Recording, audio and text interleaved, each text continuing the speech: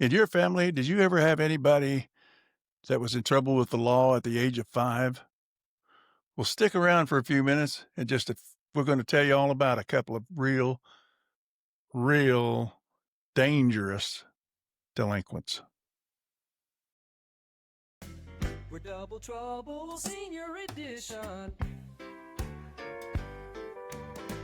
Two twins on a YouTube mission.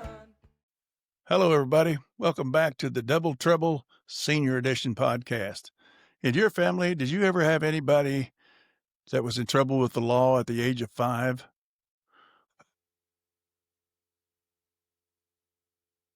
I don't know if anybody's noticed this or not, but somebody on our team made a terrible mistake yesterday or the day before yesterday and had some technical difficulties on our YouTube back end and deleted our first edition podcast, and that included all the comments you guys made. However, we've put it back on there, and we have a kind request to make. If you could please go back and watch it and re-comment, and we will re-reply to your comment. We remember one comment we'll talk about later. Yeah, we promise we won't do that again. Right, David? Well, I'll try not to. Okay. Let's move on then. All right, let me first say a little bit about that thing you got in your nose. Oh, yeah. We haven't covered that yet, and my brother has COPD. In order to stay alive, he has to have this nose on. And emphysema. Oh, and emphysema. Oh, yes. Plus half of his diaphragm is paralyzed. He's just barely hanging on, actually. So hopefully we'll get to the end of this episode before anything happens. Why don't you tell us now about these delinquents? Okay, when we were 5 years old, we were hopefully wanting to train for some profession when we grew up. We stumbled onto this. We were at the corner of a street called Beverly Drive and Jefferson Avenue in our neighborhood, which Jefferson Avenue is the main drag. We happened to notice that the traffic coming out of our neighborhood onto Jefferson could not cross traffic because of all the traffic coming back and forth. So what we did, we adapted, improvised, and overcame a problem. We took it upon ourselves to go out into the middle of the intersection, stop traffic coming from both ways, and direct traffic coming out of the neighborhood until it was clear. And then a terrible thing happened. The highway patrolman, who should have been out on the highway catching speeders, pulled up next to us and offered us a ride home. He gave us an offer we couldn't refuse. We got home and he explained to our mother what happened.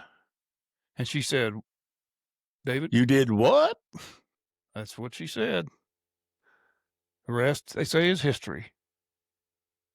This was in 1957. This was basically 1957 is basically a backup plan, because we were originally planning on playing for the Yankees. Yes. Later on, and so we thought we might need a backup plan. That's right. That's right. Well, that's just one of the many things that happened to us when we were young. We'll tell you about some other times later. Maybe next time we'll talk about Little League. The really good ones are going to be the ones in the military. Yeah.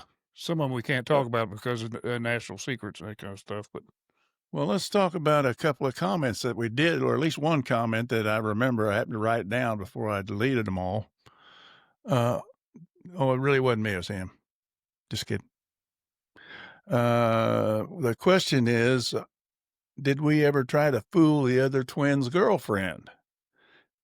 I would say the answer to that was no, but there was an incident which arose due to our twinage. That's right.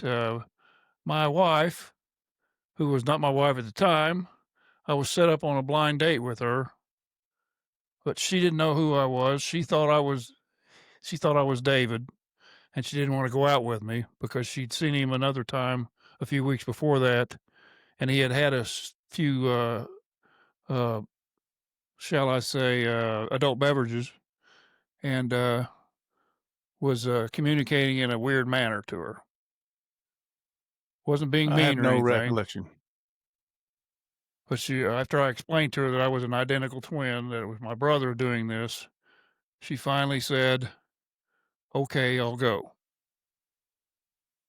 That was right before I went overseas, and we've been married over 50 years now, so I got past him. I came home from overseas about a week or so before you did, and I was driving my brother's car, and this girl that I had taken out a couple of times uh, found me driving by myself and said, "How come you were with so and so last night?" It's what I heard. And I had to say, that was not me. That was my brother. He just got back from overseas. And I have a twin brother. So that's who it was. And she actually accepted that explanation. I'm glad to say. Later on, she kind of dumped me because I went to Springfield with somebody and goofed around at the alibi room instead of going to pick her up. Besides, I was going back to California anyway, so it didn't make any difference. Yeah, yeah. Let's play a little episode of Nitwits in the News. What's in the news? It's time for Nitwits in the News. You want to tell us about our first Our first nitwit this week is, well, actually, it's the only nitwit we're going to cover this week. But the headline is very, very interesting. City unsure why the sewer smells. maybe it's all the politicians down there. It could be. The mayor promises a fresh scent by election day. Yeah, smells like responsibility fills the air over there. Well, the city commission blames the residents for breathing. Next thing you know, they're going to be wondering why water's wet. Yep. Well, that's all we have for Netwits in the News. Stay tuned for next week. Moment. Yeah, well, there'll be a new one next week. It'll be every bit as funny as that one was. Did want to cover a recent event in my house. It was an identity theft situation. We received a call from Cheapo Air where they were wanting our information in order to that someone had made reservations for 3 tickets to go to some foreign country out there. And we tried every which way to tell them that was not us. They didn't even stop talking. They just talked the whole time, wanted our email address. And we told them, tell us the email address you got there, because they had to have one in order to get the tickets. Well, they just kept talking and kept talking. And my grandson, actually, we hung up on him a few times. Am I gone? No, you're back now. I don't know what happened. Oh, well, they hung up on us a few times, and they called. Well, actually, we hung up on them. They called us back 6 times. And finally, my grandson, who's 24 years old, he said, he listened to it and he said, that is AI. They've got this voice that just talks to you, and you talk to them, they don't answer you in a normal conversational way. So we just hung up again. And when my wife went down to the bank, and it was some obscure credit thing we had years ago that somebody got a hold of. And she said to call them, and we called this company, and they put a hold on it and everything. But the main thing is they can clone anybody's voice and make it sound real. and we were having a conversation with nobody that was there. And I thought it was a little bit weird when they would not respond by getting cussed a little bit. Didn't even act like they heard me. So be aware of that Imagine kind of that. situation. And these 3 tickets were like $2,000. And then the next night, my wife got 3 messages on her phone, on her watch, that said we were overdrawn on our checking account. And we were scared to death that this $2,000 had came out. So she sent me a text. She was out painting the town somewhere.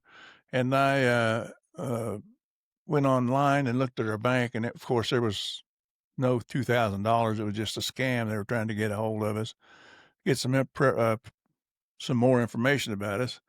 And so just let that be a lesson to you to be careful. Be careful with people who call you and want to do things, because if they don't sound like they're talking to you, just hang up on them. How's that? Good advice. Good advice. Okay, before we sign off today with Don's very droll dad joke for the day, I want to play a short video of a very inspirational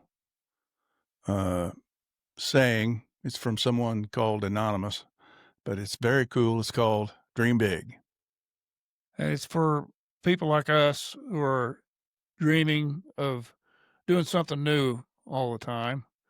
When we decided to start this podcast, so we're trying to inspire you guys out there who are senior citizens like us to jump out there and do it on their own. So here it goes. Dream big, but start small and keep moving forward. Small steps add up to big victories. One day you'll look back and see how far you've come. Now we're done with that. Okay.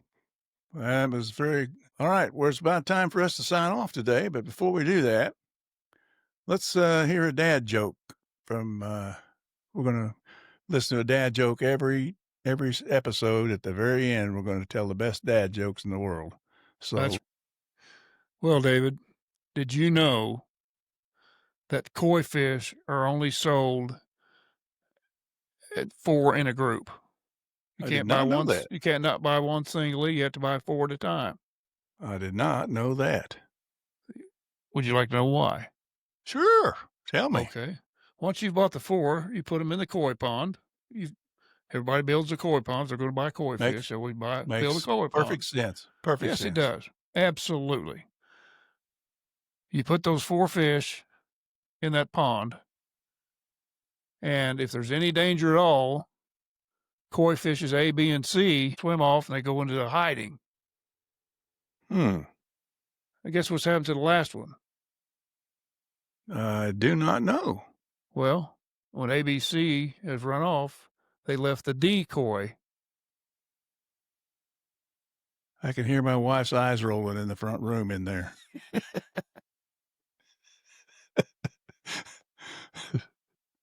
It's pretty good, but there's a face palm coming. I can tell you that. Somebody's going to do it.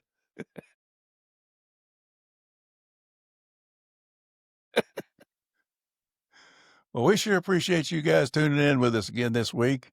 And after the closeout here, I'm sure there'll be a few outtakes because we've had some. A little better this week than last time. Yeah, I'm sure that you guys are going to enjoy the outtakes a whole lot better than you're enjoying our videos. So. Yeah, I doubt that. We're pretty good. We're getting better. We're getting better all the time. We're twice as good as we were last time. That's right. That was the first time. This is the second. Yeah. Okay, let's get out of here. Anyway, see you next time. God bless you. Be good to yourself. We just played the intro, so you can talk now.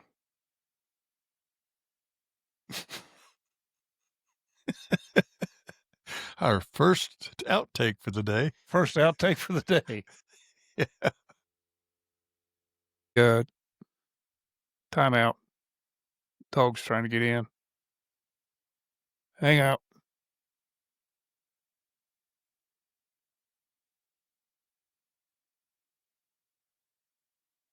No.